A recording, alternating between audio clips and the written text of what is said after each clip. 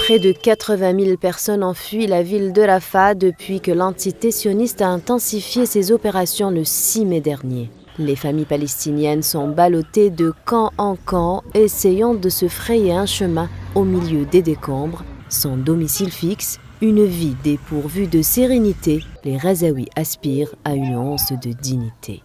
Depuis des années, les Razaouis vivent dans la peur, la précarité, dans des conditions de vie inhumaines. Ils ont été sommés de quitter Gaza pour Rafah. Leur vie a basculé le 7 octobre dernier. Paisiblement assise, une jeune fille de la famille El Kafarna, au regard hagard, scrute sa famille à nouveau déplacée.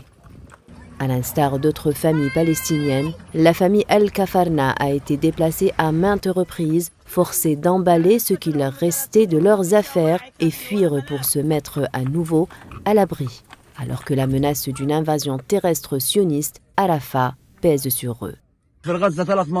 Nous avons été déplacés 3 fois à Gaza, de Seyret à Deir el-Balah et de Deir el-Balah à Khan Younes, puis à Rafah.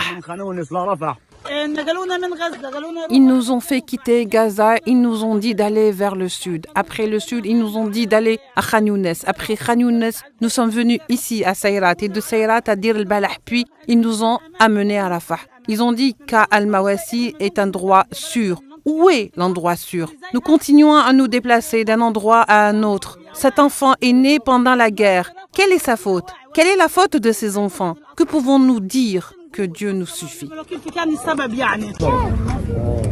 Les familles déplacées peinent à trouver un refuge sûr face à un silence assourdissant des instances internationales. Démunis, les Razaouis appellent le monde entier à les soutenir et à mettre un terme à ce génocide sioniste.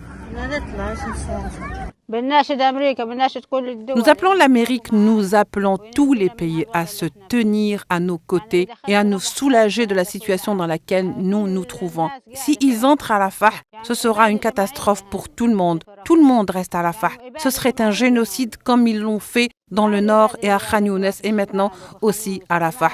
Où sommes-nous censés aller? Nous ne savons pas. Sauvez nos enfants, sauvez-nous, ayez pitié de nous. Près de 35 000 Palestiniens sont tombés en martyrs depuis le 7 octobre dernier, un nombre qui ne cesse d'accroître. L'entité sioniste bafoue le droit international. Jusqu'où ira-t-elle? Jusqu'à quand?